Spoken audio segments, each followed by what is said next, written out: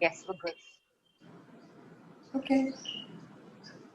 Hi, my name is Bharti Gehani, and I'm a social entrepreneur. I have a salon in Bombay with my partner. It's called Honey Lola Salon, and I'm the managing director there.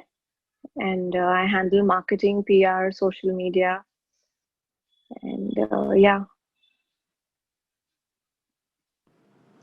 So Bharti, how did you find your way into becoming a managing director at Honey Lola Salon? So in 2005, 2006, I was actually a receptionist at this spa and salon. It was Asia's biggest spa and salon, spread over 4,000 square foot, called Spa. I was actually a receptionist there, and then within 3-4 months, I was promoted to being a manager and then a general manager. I was there for 3 years. That's where I learned how to be in the salon industry, how to go about it, and understand the industry in and out, understand service industry basically. And then yeah, and then in 2006, 2008, yeah, till 2008 I was there, and then I happened to meet with an accident, so I took a break, and then uh, 5 years ago, Honey and I, my partner, we really wanted to do something like focus outward, and we wanted to support a lot of NGOs and things like that. And we were working that time, so we really didn't know how to go about it, like how to contribute. So we decided that once we open a salon, we'll have more funds to um, invest in other things. I'm sorry, I don't know if I'm making sense. Can I again answer this question? Yeah, sure.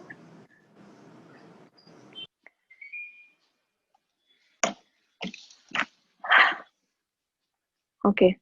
So the question was, Manmeet, sorry. Yeah, so I asked you, how did you find yourself at Honey Lola as the managing director at Honey Lola Salon? Okay, so Manmeet, should I then talk about everything as in my accident now only, and then also before the salon, what I was doing? Whatever you feel like. We will, keep asking you questions from your conversation to just know more and more about you. Because honestly, there's only that much that I know right now, and Saiba doesn't know much at all. So we'll just keep it flowing.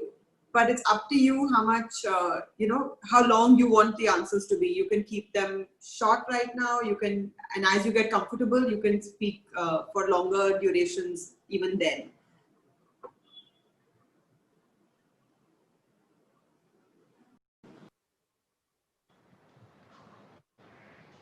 Okay.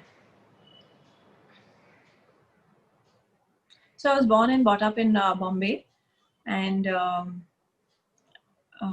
I did my schooling and everything in Bombay. I was a total brat when I was a kid, too much into sports and loved traveling.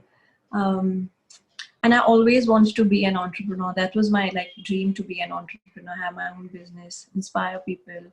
Like I've always wanted to, I believe that I want to be a leader and help as many people as I can. So it was always my wish to do that.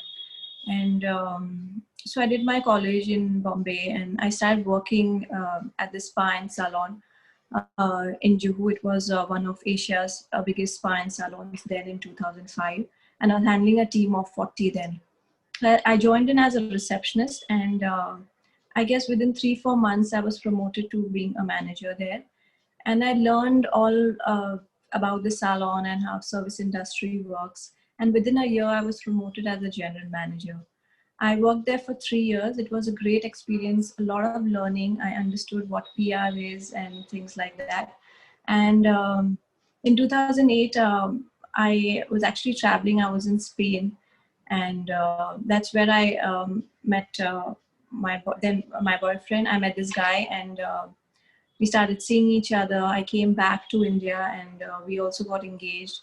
And I remember in April 2008, I was celebrating my engagement with my friends. I was at a nightclub in Bombay, and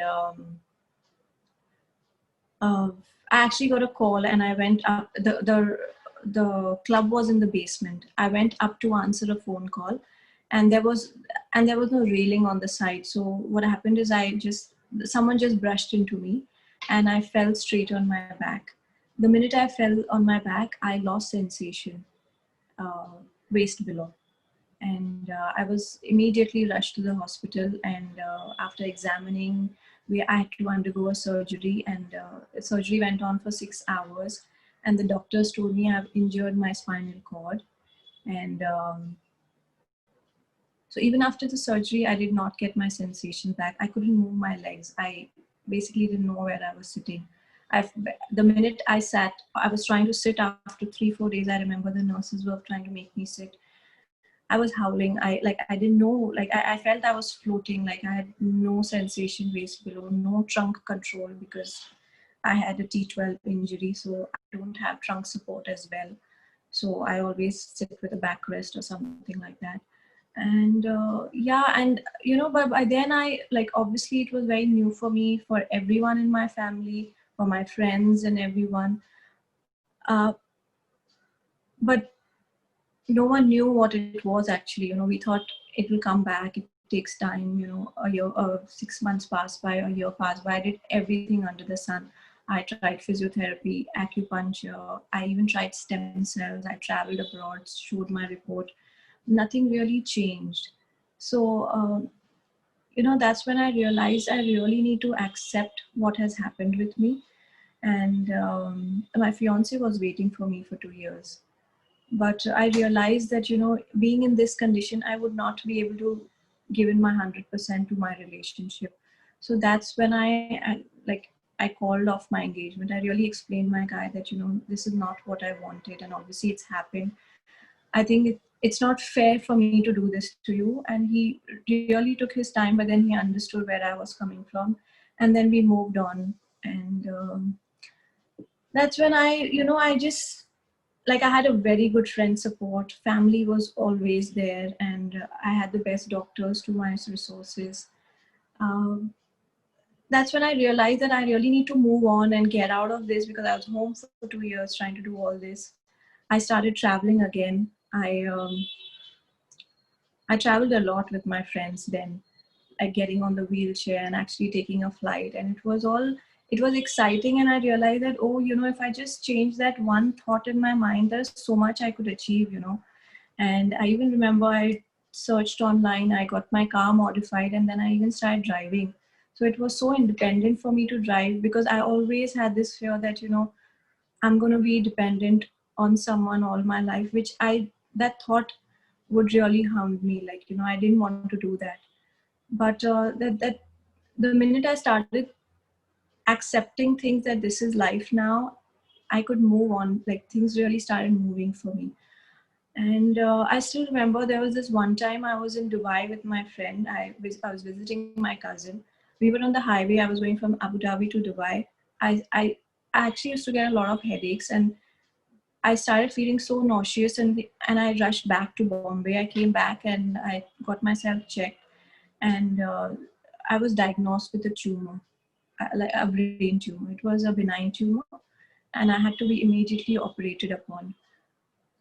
And that's when I was just starting to enjoy life. And then what happened? And I was like, okay, fine, then there has to be some reason behind it. I went through the surgery. It was a 10-hour surgery. I got the surgery done. And, but I had this inner strength. Maybe it came through my mentor, through my family, through my friends. But inside, I had that hope that, no, there is a purpose in life. I mean, I can't sit and sulk and, complain. I have so many other things. My upper body is healthy. I should think about that. And, this is something, it's not permanent. I'll get healed.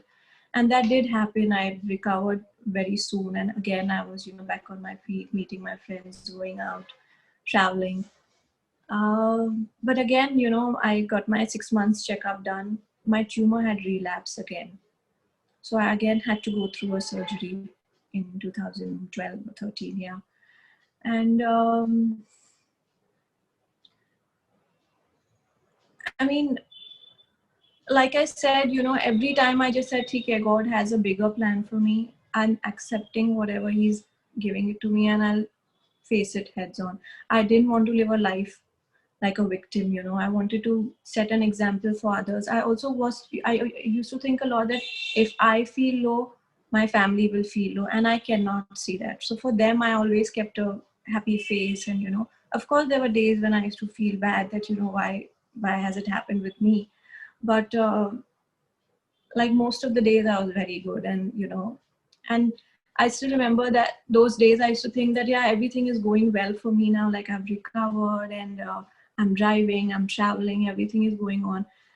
And but I always wanted to play sports, because before my accident I used to play sports. That's when, you know, we invented that, you know, my other friends, I realized that they were playing badminton, wheelchair badminton. So it was so fun. Like I used to go play badminton. There was an accessible club. We used to go there, and all of us on wheelchair, we used to play badminton. I used to practice a lot then, and I participated in a lot of tournaments. I remember participating in district level. I won a gold medal there, and then there was states level tournament. I won a gold there as well. So I was very good. Like everything was going really well for me. And but again, I wasn't working, and since my 12th standard, I always worked, you know. So for me, it was like, now I should get back because I've recovered now. And so, like, you know, like sometimes I feel when you decide something, the universe really helps you to achieve those things. Like I really believe in that. So I remember one of my aunt, she was visiting me, and I had taken her for a drive. So she happened to go talk to someone that, you know, I have a niece who's on a wheelchair, but she took me for a drive to town. And so, and she's related to Anita Dongre, the designer Anita Dongre. So she was talking to her sister about me. So she said, we are opening an office in Bandra, and would Bharti like to work with us? And I was so thrilled, and I was very excited to go meet her. I did not have any experience in fashion industry, however, but I was like, let me at least go meet. Something has come up my way, and I should go meet them. So I met them. We had a couple of interviews, and they put me in their training department. So I was just happy to work. I was like, I'll learn there. At least I have got an opportunity, and I was very happy to work there. I worked there for 1 or 2 months as a trainer. And again, over there, I was promoted to becoming a PR and marketing executive. And I grabbed that opportunity because I found it very interesting. And they approached me. It's just that they saw something in me, and they were also not key. Oh, you know, they didn't sympathize with me. They just saw my efforts, I feel. And that's what I like, you know, when people don't sympathize with me, and they actually see my ability and my capability, and then, you know, put me on something. So yeah, I was working there for almost 3 years as a PR executive. I was promoted as a manager there as well. Everything was going amazing for me. I had my weekends off, and I was really enjoying life. My health was good. I was playing sports, participating in tournaments, traveling twice a year. Everything was going very good for me. But you know, inside there was this some, like, you know, we always like my best friend, who's a friend since 21 years, and she was there with me throughout my, you know, this entire journey. And she's a hairstylist. So, you know, we always thought that we want to do something more, contribute towards society. And, you know, uh, after my accident, we realized that, you know, life is so short. 1 minute we were celebrating, she was with me that night. 1 minute we were celebrating, and the next minute something happened to, and it changed our life completely. So we never know how much life we have. And like, we really wanted to do something for the society, because, you know, everyone has been so good to me. I've got such a good support. So we were like, okay, what can we do? And we were like, whatever we do, we are limited, because we are working, you know, in the sense there's only so much you can earn and so much you can contribute. So that's when we decided, because she had expertise and as a hairstylist, and I had expertise because I had managed a salon before, and I had the expertise of marketing and PR now. We decided that we'll open our salon. It's the first wheelchair accessible salon in India, where everything is totally accessible. The stations, the plug points, the backwash, and there's a ramp to get into the salon. We had a valet guy who, you know, he was trained how, if someone on a wheelchair comes, we knew how to handle them. Like, my entire staff is trained.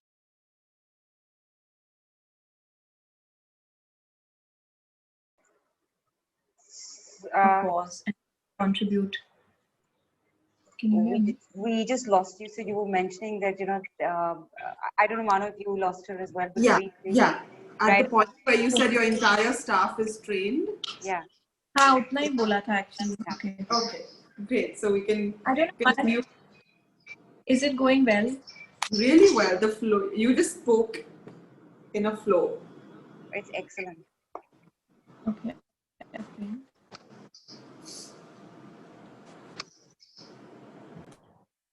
This was charged. If I'm not on my AirPod, it's okay. We can hear you. You can hear us, right? You can hear. Yeah, I can hear. We can hear you. So yeah.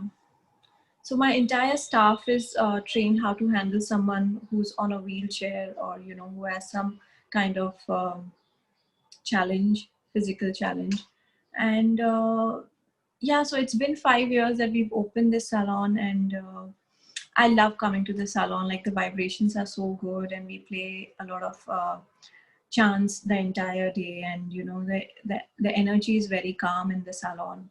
I love coming here. I enjoy my work more than anything: marketing, social media, PR, handling the staff, inventories. So yeah, so it's going good for now. Yeah. Y'all want to ask me anything now? Yeah. So, Bharti, so you also mentioned, so when you say you're a social entrepreneur, is it just related to the salon, or are you also doing other stuff in terms of, I think like life coaching and advising people and stuff like that? Yes. So another thing I'd mention in 2015 when I was working at Anita Dungre and Honey was working at a salon before, we joined this coach called Arfeen Khan, and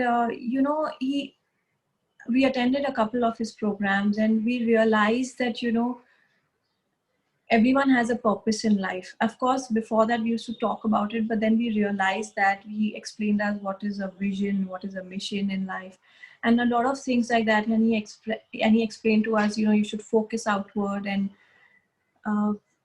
so that's when we really took charge, and that's what inspired us, and that's how we opened our salon that I mentioned about.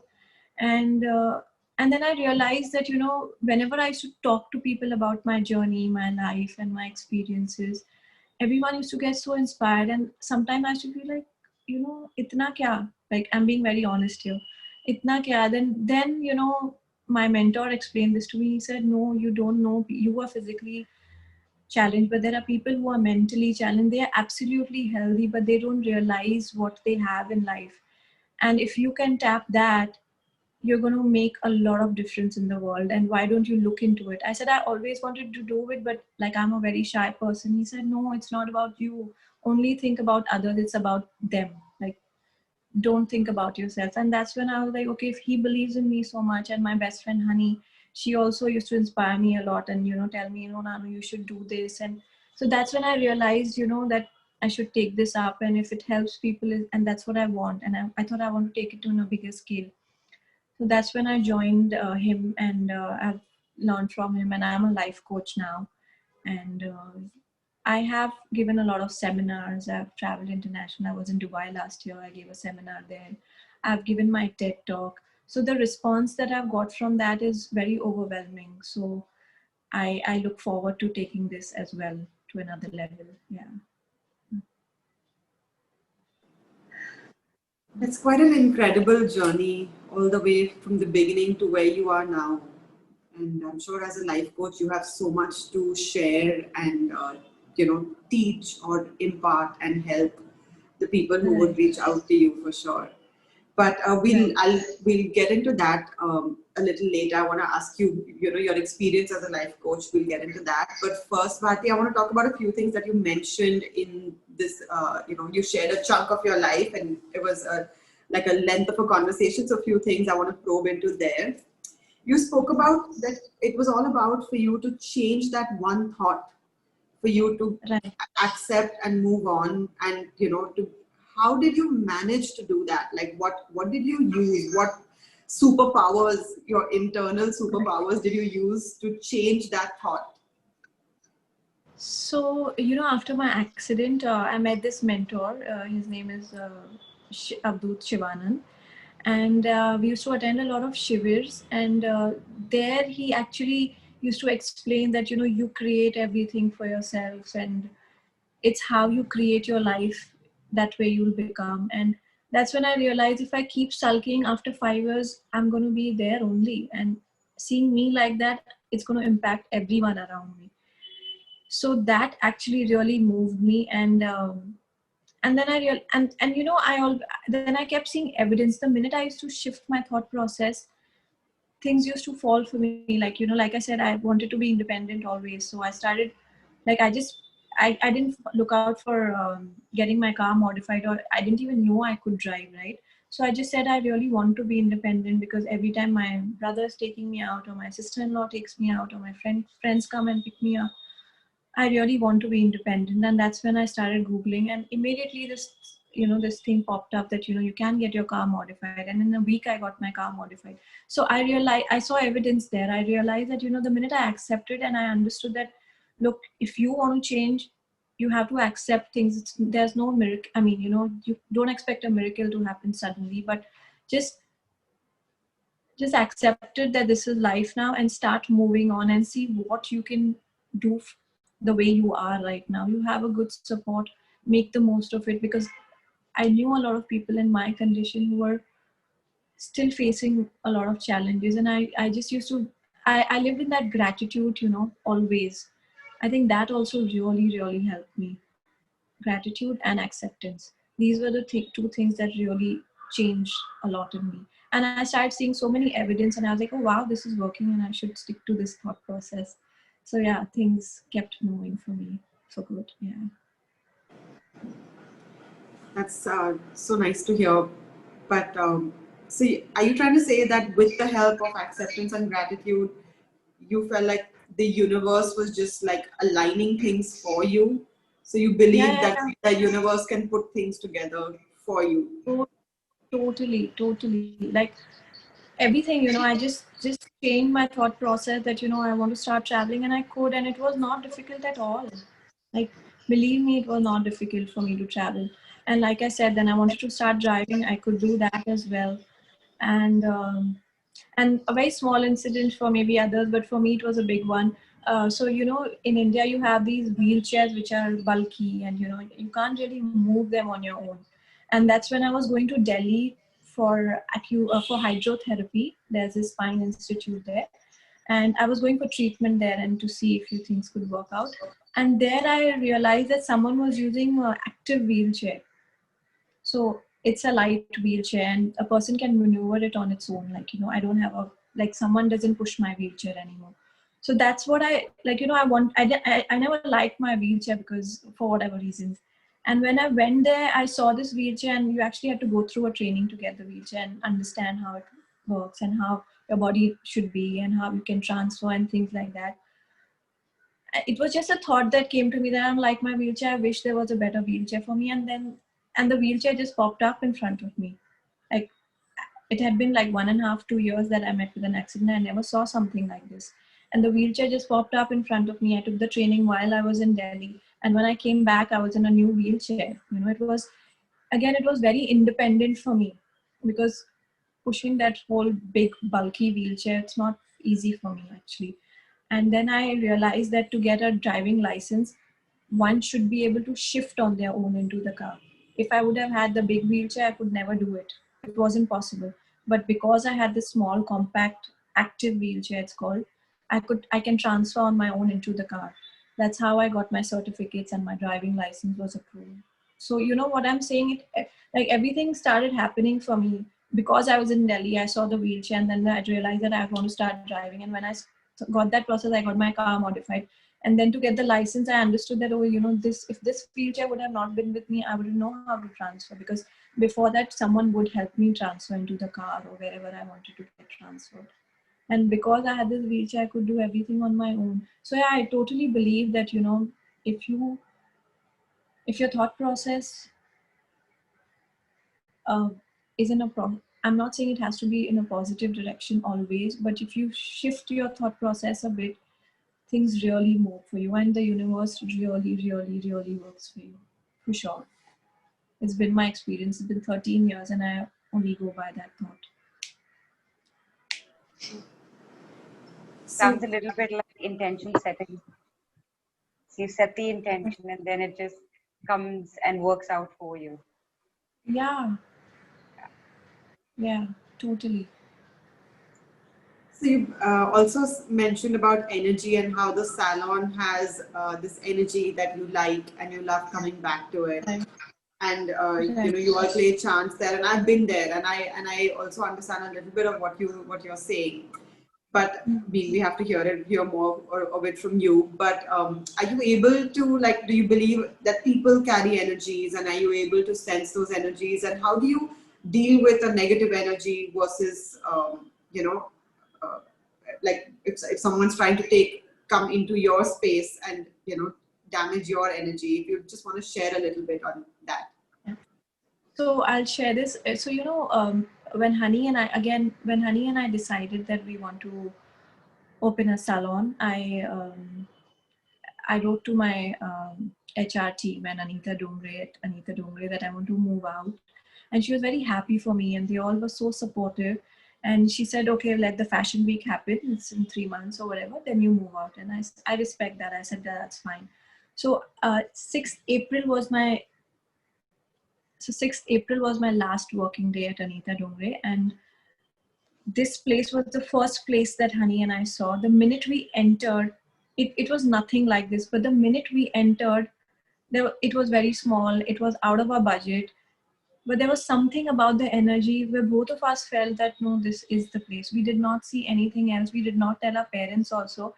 And we actually, because the landlord wanted an answer, we told him in like a day or two that, okay, we'll go ahead. We didn't know how we are going to arrange the funds. We didn't know how to talk to our parents about it, but we just went by our gut, and the energy this place had, we really connected with it. Like it had a sunroof on top, and of course there was no water connection. I'm telling you, it was like the ambience was nothing like this, but it's just the energy that we felt. And because Honey and I do a lot of meditation, we really believe in energy. And yes, we do feel that people carry a lot of energy, but I also feel if your energy is good and you are strong within, no one can deplete your energy. And I feel whenever, even in the salon, if we feel that someone's energy is negative, we and we have this like evidence that after entering the salon in half an hour, that person is calm. So it's our energy or the salon's energy that actually shifts the client's energy also. And we've never had any client who's been upset, or like there hasn't been an unpleasant experience in the salon. And I totally believe it's because of the salon's energy, our energy. Even our staff is also like very well connected with their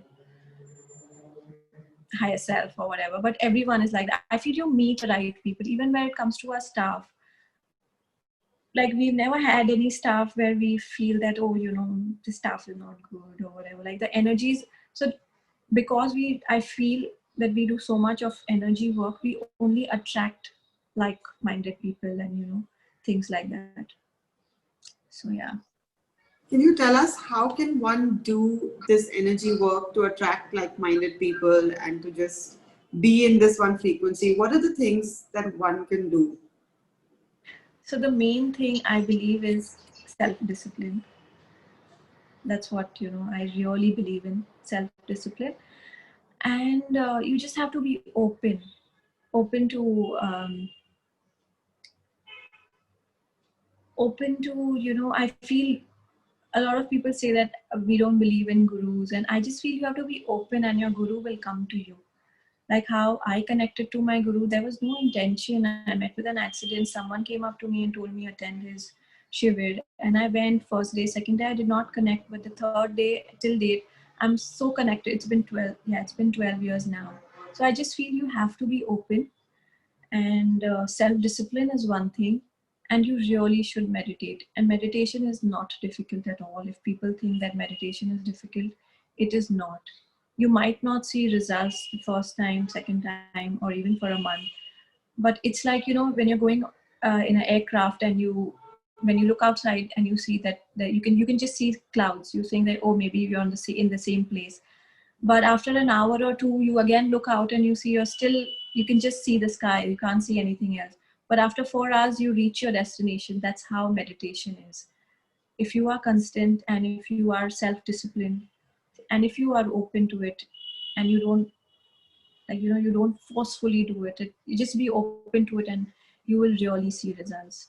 And I think that's what keeps me going, that really keeps me going, and that keeps me stable. Yeah.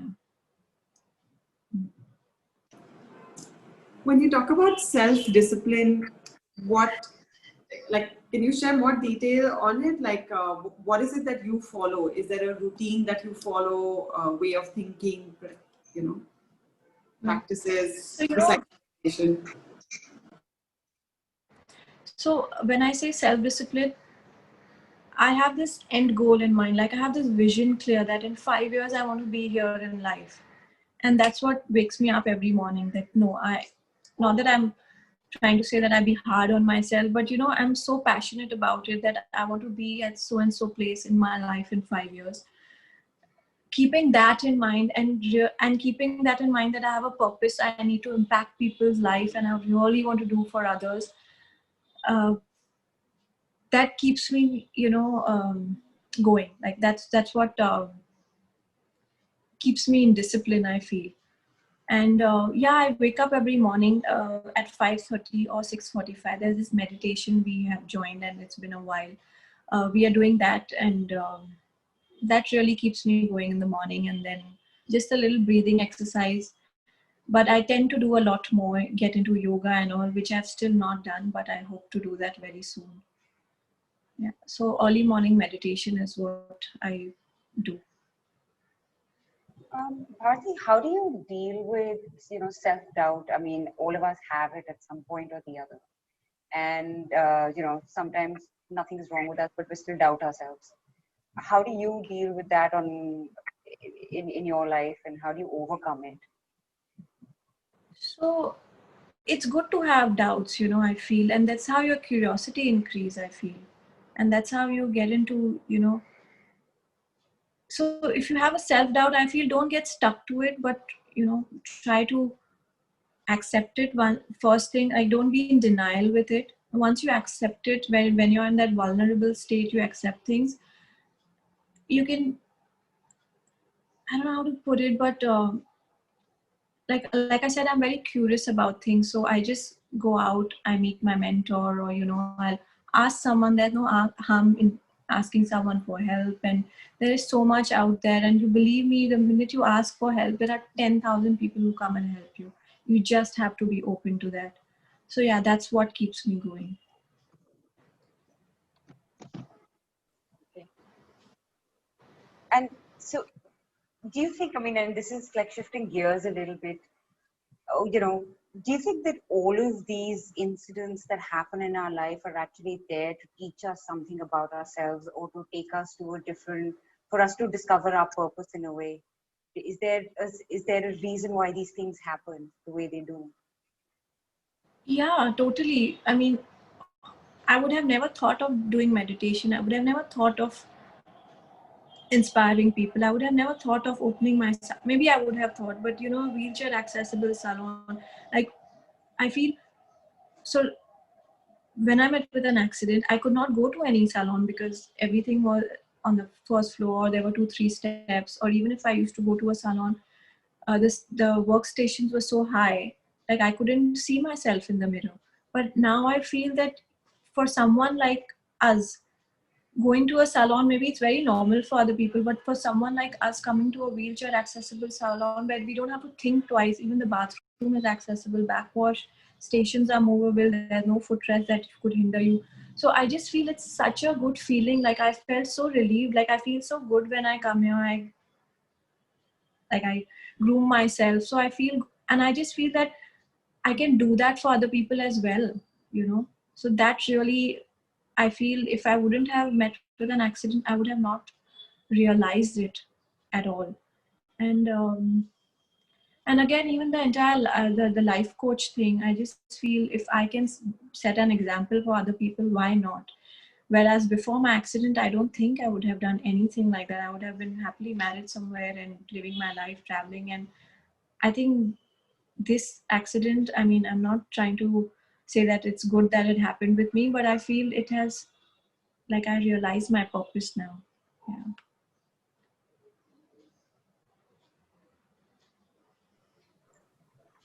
That just leaves me a little bit speechless. That's something so grave. And now leaves you with this realization. It's quite incredible. Bharti, I'm going to ask you a very simple question. Do you have a particular mantra or something that you live by in life? Or does it keep changing for you? Are you someone who holds mantras close to you, something while you meditate or even otherwise? So my mantra basically is there's something that is taking care of you, trust that. You could say your guardian angel, the universe, your guru, your parents, or whatever name you give it, but there is something that is really taking care of you, and believe me, it is. So trust that. Yeah, I go by that mantra all the time. Yeah, I just believe in surrendering. So, what would be, Bharti, your advice to people who can't seem to find that trust and faith in the universe? I think a lot of people, it could be a very small incident, but they think that the biggest thing has happened to them. They don't believe that there is a God. They don't believe in this power or energy that one might believe in. So, what would be your advice to those people?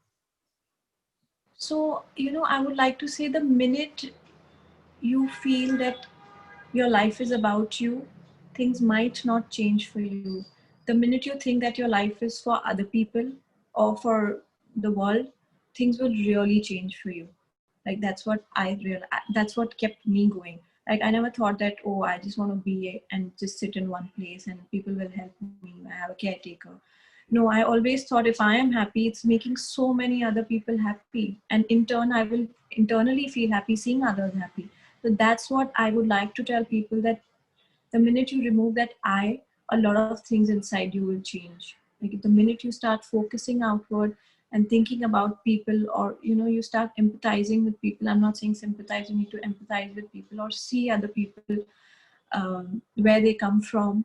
I think a lot will change for you. And if there are incidences in life, you just need to accept that it has happened, because you really can't reverse a lot of things. But once you accept it, you're in a better position to think further. But if you're in a denial and you've not even accepted something has happened for you, you can't think any further. You can't think of any solution. So yeah, for me, it's like that. You need to really focus outward and you need to start accepting. And then the universe is there to help you out. That's what I feel. Bharti, as a life coach, have you faced any particular struggle or any incident that makes you, that's been hard on you, like dealing with the new profession that you faced, that you stepped into? Yeah. So it's not been easy for me. But again, I'm trying to be self disciplined here. And again, I'm trying to reintegrate inside myself that this is about others. This is not about you. Of course, I'm a very shy person. So for me to go speak on the stage, it's a very big thing. I still have stage fear, but whenever I'm on stage, I always feel that no, it's not about me. It's about the world. And people are not here to judge you. It's okay. Just you have to put the message across, and people are going to benefit out of it. And I always visualize the end result of it, like after your talk, people are going to come and talk to you, or they're going to tell you how they feel, or they're going to share their experiences. You might learn more from them. So as a life coach, I've had a lot of challenges. I'm still going through a lot of challenges where I still feel that I really need to practice a lot of it, but I'm in the flow and things are going well for me. I'm getting a good response. So everything is going good, but I need to be somewhere. Yeah. So I face a lot of challenges there. When you say you need to be somewhere, or you say that you have a 5-year goal, do you want to share a little bit on that with us? And hopefully in 5 years, we'll reconnect and you'll be there and we can talk about how you reached there, what took you there. Yeah. But for now, what's the goal? So in 5 years, I want to give my TED at Vancouver, because now I gave was TEDx. I want to go to Vancouver and give the TED. That is one of mine. I want to address at least 5,000 people, audience of 5,000. And I really want to impact like a lot of people in life. And like I feel I have very limited time. Like time is very less for me, not for any negative reason, but I feel the more people I impact, the more, like, I feel that the whole consciousness around me or the world needs to change. And if I can make a difference, I really want to do that. So I see myself in 5 years, I've coached at least 5,000 people, and I've addressed thousands of people and done my TED at Vancouver. That's one of my dreams. Like that's because it's a dream of every speaker wants to be on TED. So I really want to do that and inspire as many people as possible. Hopefully getting there. I feel the universe is going to make it happen, just like it has for everything else that you wanted. Yeah. So yeah, Like I look already forward to that. interview. You might be there sooner than 5 years, I feel. Yeah, I just hope. So. Okay, great. Bharti, would you like to give us a message at THC? Anything that you think we should do or that we are doing, or what you think? Any guidance? So, I just feel y'all are doing such a great job. I mean, okay, for me, maybe the accident changed something in me. But for y'all, I don't know, y'all must have had your challenges, but still y'all went ahead and have done something like this, and y'all are trying to reach out to people. It's such a beautiful initiative that y'all are doing. And I feel we need more such things, more platforms like y'all have, and getting someone like me or other people who are going to change people's life. It's a brilliant job y'all are doing, believe me. I mean, it's not everyone who thinks like that. And like I said, for us also, we meet people like y'all. We like, I've never had anyone in telling me to interview something else about my work or whatever. It's on these lines, because we, as Honey and I, as a team, we also want to impact people, and things come to us, like how Manmeet you came to us. It's something which we all are collectively, consciously, we are just connected to each other, I feel. And it's something amazing that y'all are doing. Yeah. Thank you. That's really kind of you and encouraging at the same time. To just see that what we're doing is in a good direction. Yeah. No, very good direction. Absolutely. Thank you. I hope, from this we learn to have better conversations with ourselves. And I think sometimes I think the challenge is really there in terms of the inner dialogue that is running in your head with yourself. I mean, I have these inner negative thoughts that go on, but then, I just switch. I mean, of course, there are days where I can't switch as well, but, then I realize that no, enough, like, you have to do so much in life. And the thing is, you don't get anything out of it. Like, even if you sit and you become the victim, if you get something out of it, then be a victim.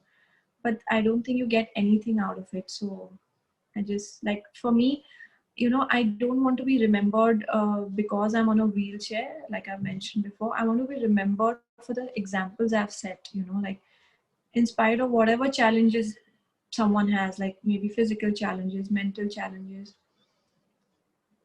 I just feel that you just be open, accept things, and you will be able to come out of it. And I want to be remembered for those examples, and not that, oh, there was a girl who was on a wheelchair, but the examples that I've set, I want to be remembered for that. Yeah. That's incredible. And I'm sure that's going to happen. Bharti, thank you so much for taking out the time and, agreeing to do this. I know you were apprehensive, but thank you for just taking the plunge. Yeah, so, when I said yes, I was like, maybe it's not for them, it's for me, like, it's going to help me, and, it's going to inspire people. Why not? Like, you are doing that in a smaller scale, and why don't you, of course you should do this, and it's going to help people. It's end of the day, like like the talk that I have with myself, it's about others, it's not about you. So you should do it. So I should thank you all for giving me this platform and letting me express myself, actually. It's been an absolute pleasure. Absolute pleasure. I'm just going to stop the recording for now, and then we can just continue to chat.